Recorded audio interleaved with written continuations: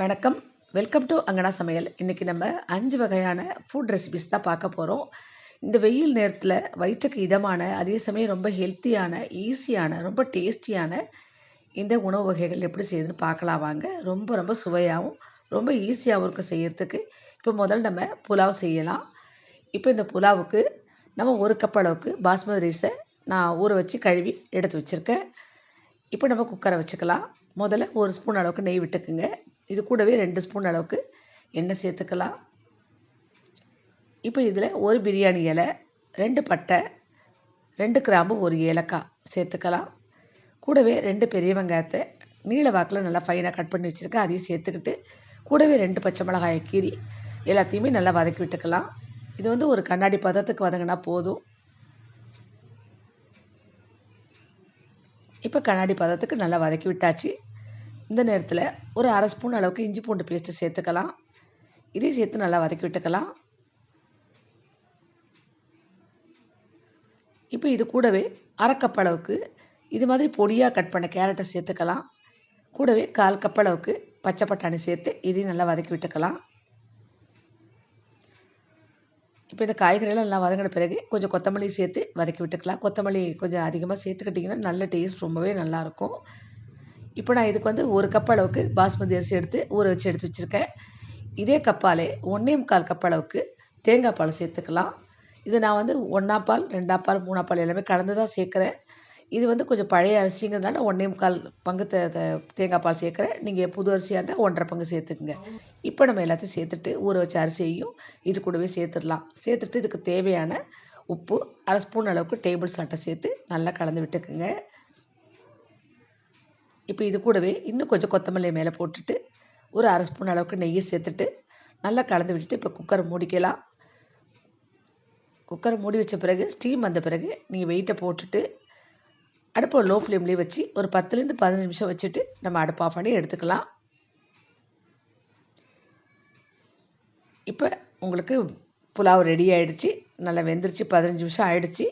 நல்ல உதிரான கேரட் பட்டாணி போட்ட ஒயிட் புலாவ் ரெடி ஆகிடுச்சு. ரொம்ப டேஸ்ட்டாக இருக்கும். நம்ம சேர்த்துருக்கிற பொருள் எல்லாமே ரொம்ப டேஸ்ட் கொடுக்கக்கூடியது. வயிற்றுக்கும் ரொம்ப ஒரு இதமான ஒரு ஃபுட் இது. நீங்களும் இதே மாதிரி செஞ்சு பாருங்கள். அடுத்தது நம்ம லெமன் சாதம். ரொம்ப ரொம்ப இந்த வெயிலுக்கு எல்லாருக்குமே பிடிக்கும். லெமன் சாதம் பிடிக்காதவங்களே இருக்காது. ரொம்ப ரொம்ப டேஸ்ட்டாகவும் இருக்கும். இதுக்கு நான் 1 கப் அளவுக்கு அரிசியை வேக வச்சு இது மாதிரி சாதமாக உதிராக வடித்து எடுத்து ஆற வச்சுருக்கேன்.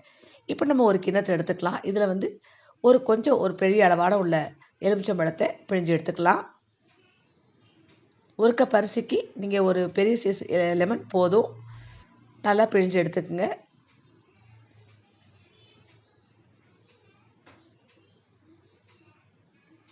இப்போ லெமன் ஜூஸ் எடுத்தாச்சு. இப்போ நம்ம அடுப்பில் ஒரு கடாயை வச்சுக்கலாம்.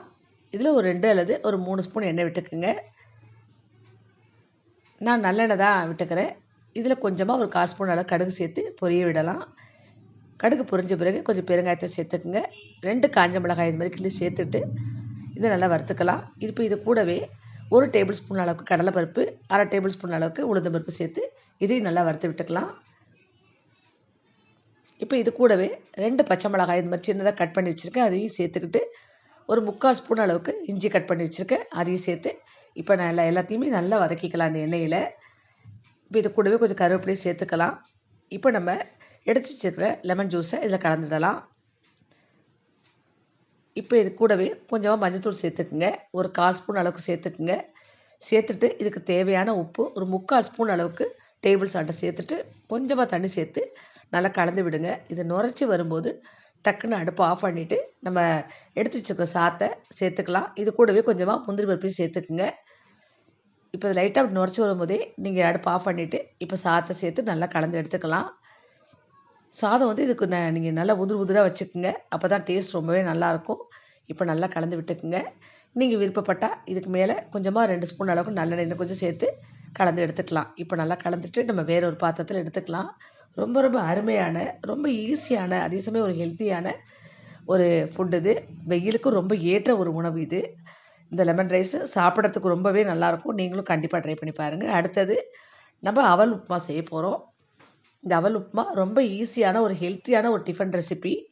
ரொம்ப டேஸ்ட்டாகவும் இருக்கும். இப்போ வாங்க எப்படி செய்யுதுன்னு பார்க்கலாம்.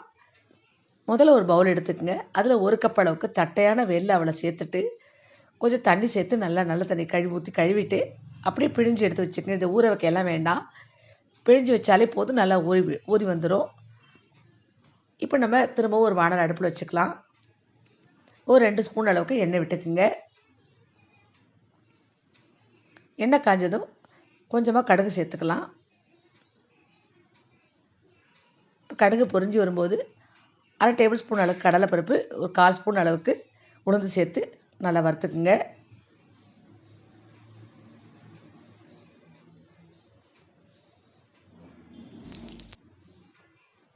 இப்போ இது கூடவே கட் பண்ணி வச்சுக்கிற ஒரு 1/2 ஸ்பூன் அளவுக்கு இஞ்சியை சேர்த்து வதக்கி விட்டுக்கலாம். இதுக்கு நான் ஒரு வெங்காயத்தை நல்லா ஃபைனாக கட் பண்ணி வச்சுருக்கேன். அதையும் ஒரு 2 பச்சை மிளகாயும் அதே மாதிரி பொடியாக நறுக்கி வச்சுக்க அதையும் சேர்த்து நல்லா வதக்கிக்கலாம். வெங்காயம் நல்லா வதங்கணும். இப்போ எல்லாமே நல்லா வதங்கிருச்சு. இப்போ கொஞ்சம் கருவேப்பிலை சேர்த்துக்கலாம். கருவேப்பிலை கொஞ்சம் கூடவே கொத்தமல்லி சேர்த்துக்கிட்டு நல்லா வதக்கி விட்டுக்கலாம்.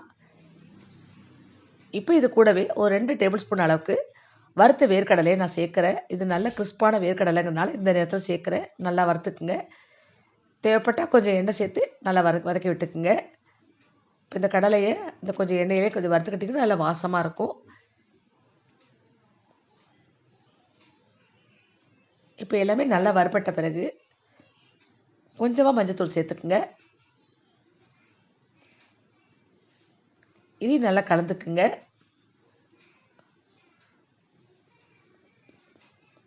எல்லாத்தையுமே நல்லா கலந்து விட்டுட்டு நம்ம பிழிஞ்சு எடுத்து வச்சுருக்கிற இந்த அவலை சேர்த்துடலாம். இதை நீங்கள் ஊற வைக்கலாம் வேண்டாம். அந்த அவலை அப்படியே நீங்கள் கழுவிட்டு பிழிஞ்சு எடுத்துக்கிட்டிங்கன்னா நல்லா ஊறிடும். இப்போ இதுக்கு தேவையான உப்பு ஒரு 1/4 ஸ்பூன் அளவுக்கு டேபிள் சால்ட்டை சேர்த்து கலந்துக்குங்க.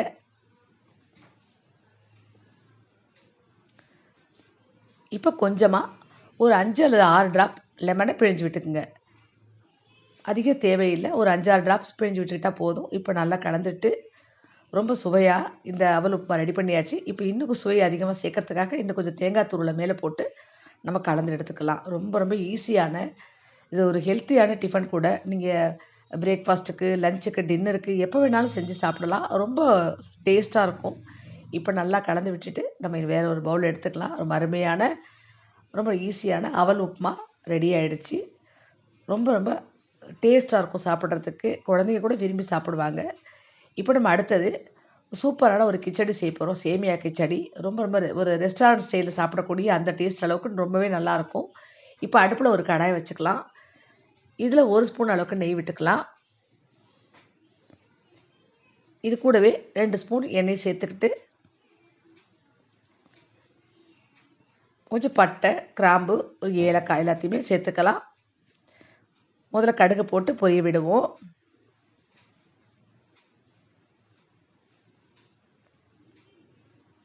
கடுகு பொரிஞ்சதும் ஒரு ஏலக்காய், ஒரு பட்டை, ஒரு கிராம்பு எல்லாத்தையுமே சேர்த்து தாளிச்சுக்கலாம்.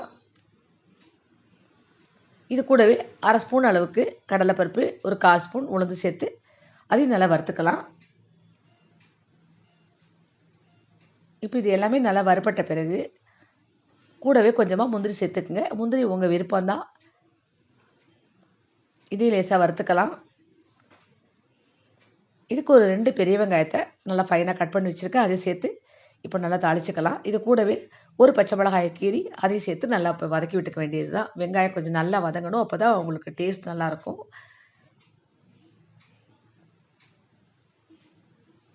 இப்போ வெங்காயம் நல்லா வதங்கின பிறகு நம்ம கருவேப்பிலை, கொத்தமல்லி சேர்த்துக்கலாம்.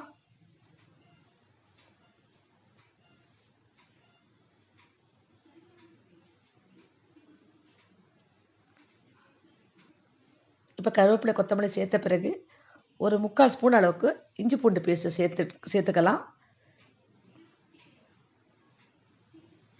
இது கூடவே 2 தக்காளியை கட் பண்ணி வச்சுக்க அதையும் சேர்த்து இப்போ நல்லா வதக்கிக்கலாம். இது கூடவே கொஞ்சமாக கட் பண்ணி வச்சுக்கிற கேரட்டை சேர்த்துக்குங்க. இது கூட கொஞ்சமாக பச்சை பட்டாணி சேர்த்துக்கலாம். டேஸ்ட் ரொம்ப நல்லாயிருக்கும் இது மாதிரி சேர்த்து காய்கறிகளோடு செய்யும்போது. இப்போ எல்லாத்தையுமே சேர்த்துட்டு கொஞ்சம் உப்பு சேர்த்து நம்ம நல்லா வதக்க வேண்டியது தான். நீங்கள் தனித்தனியாக வதக்காமல் எல்லாத்தையும் சேர்த்துட்டு கொஞ்சம் உப்பு சேர்த்து வதக்குனீங்கன்னா உங்களுக்கு காய்கறி, வெங்காயம் எல்லாமே சேர்ந்து வதங்கிடும். அதனால் நல்லா வதக்கிக்கலாம். இந்த காய்கறி எண்ணெயில் கொஞ்சம் நல்லா வதங்கணும்.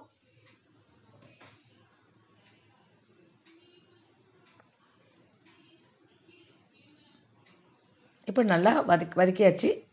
இதுக்கு வந்து நான் வந்து 1 கப் அளவுக்கு சேமியா எடுத்துருக்கிறேன். இது வந்து உப்புமா சேமியா தான். இது வறுக்காத சேமியா தான். ஆனால் இது வந்து உங்களுக்கு உப்புமாவுக்கு ரொம்பவே நல்லாயிருக்கும். இந்த நேரத்தில் கொஞ்சமாக வதங்கின பிறகு கொஞ்சம் மஞ்சத்தூள், 1/2 ஸ்பூன் மிளகாத்தூள், கொஞ்சம் கரம் மசாலா எல்லாத்தையுமே இந்த காய்கறிகளோடு சேர்த்து நல்லா வதக்கிக்கலாம். இப்போ இந்த 1 கப் அளவுக்கு சேமியாவுக்கு 1 1/4 கப் அளவுக்கு தண்ணி சேர்த்துக்குங்க. சரியாக இருக்கும். சேர்த்துட்டு நல்லா கலந்து விடுங்க. இப்போ இதுக்கு தேவையான உப்பு ஒரு 1/2 ஸ்பூன் அளவுக்கு டேபிள் சால்ட் சேர்த்து இப்போ எல்லாத்தையுமே நல்லா கலந்து விட்டுட்டு ஒரு மூடி போட்டு மூடி வச்சு கொஞ்சம் நேரம் வேக விடலாம். இந்த காய்கறிகள்லாம் கொஞ்சம் வெந்த பிறகு நம்ம சேமியாவை சேர்த்தோம்னா ரொம்ப டேஸ்ட்டாக இருக்கும். அதனால் இப்போ கொஞ்சம் நேரம் மூடி வச்சுக்கலாம். ஒரு 2 அல்லது 3 நிமிஷம் வெந்தால் போதும். அதுக்கு பிறகு நம்ம பார்க்கலாம். இப்போ 3 நிமிஷம் ஆயிடுச்சு. பாருங்கள், நம்ம சேர்த்த பட்டாணி கேரட்லாம் ஓரளவு வெந்திருக்குது. இந்த நேரத்தில் சேமியாவை சேர்த்துக்கலாம். சேர்த்துட்டு திரும்பவும் நல்லா கலந்து விடுங்க. கலந்து விட்டுட்டு திரும்பவும் இதை மூடி வச்சு ஒரு 2 அல்லது 3 நிமிஷம் நல்லா வேக விடலாம். வெந்த பிறகு நம்ம பார்க்கலாம்.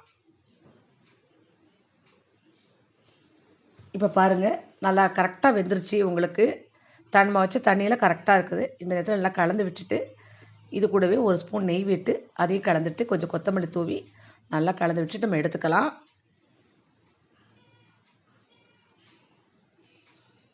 நல்ல உதிராக சாப்பிட்றதுக்கு ரொம்ப சுவையாக இருக்கும் இந்த சேமியா உப்புமா. உங்களுக்கு காரம், இந்த புளிப்பு எல்லாமே அளவாக இருக்கும். வயிற்றுக்கு ரொம்ப இதமாக இருக்கும்.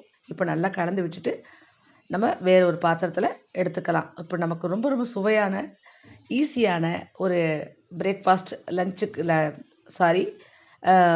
டின்னருக்கு சாப்பிடக்கூடிய உங்களுக்கு ஈஸியான ஒரு சேமியா கிச்சடி ரெடி ஆகிடுச்சு. நம்ம வேறு ஒரு பவுலில் இதை மாற்றி எடுத்துக்கலாம்.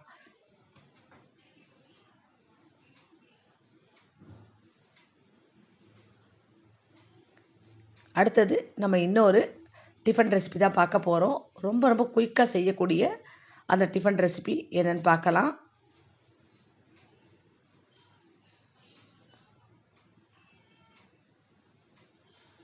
குழிப்பணியாரம், கார குழிப்பணியாரம் தான் நம்ம செய்ய போகிறோம்.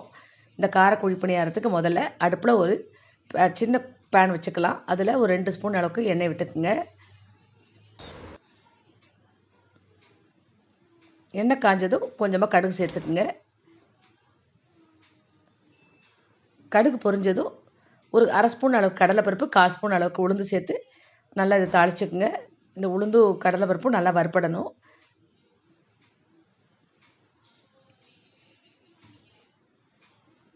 இப்போ இந்த நேரத்தில் கொஞ்சமாக நறுக்கி வச்சுருக்க இஞ்சி சேர்த்துக்குங்க. கூடவே ஒரு 2 பச்சை மிளகாயை நறுக்கி வச்சுக்க அதையும் சேர்த்துக்கலாம். சேர்த்துட்டு இந்த இஞ்சி பச்சை மிளகாயை நல்லா வதக்கி விட்டுக்கலாம். இப்போ எல்லாம் வதங்கின பிறகு ஒரு பெரிய வெங்காயத்தை நைஸாக கட் பண்ணி வச்சுக்க அதையும் சேர்த்து நல்லா வதக்கி விட்டுக்கலாம். வெங்காயம், பச்சை மிளகாய், இஞ்சி எல்லாமே நல்லா வதங்கணும்.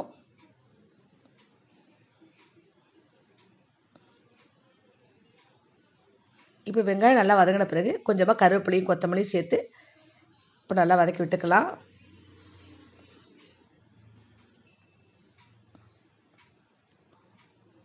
இப்போ எல்லாமே நல்லா வதக்கியாச்சு. இப்போ நம்ம இதை எடுத்துடலாம்.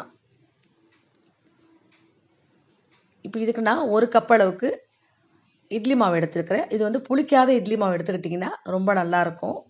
இப்போ அந்த மாவில் நம்ம தாளித்ததை சேர்த்துடலாம்.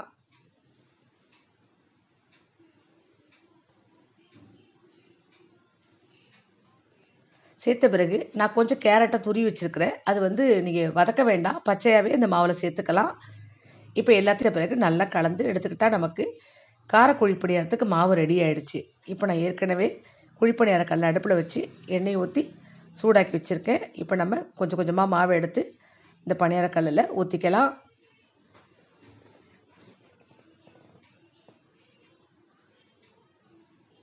ஊற்றிட்டு கொஞ்சம் நேரம் வேக விடுங்க.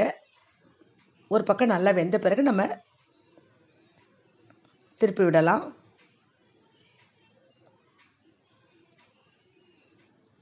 இப்போ ஓரளவு நல்லா வெந்துருச்சு. நம்ம கரண்டியால் லேசாக திருப்பி விட்டுட்டு 2 பக்கமும் நம்ம வெந்த பிறகு நம்ம எடுத்துடலாம்.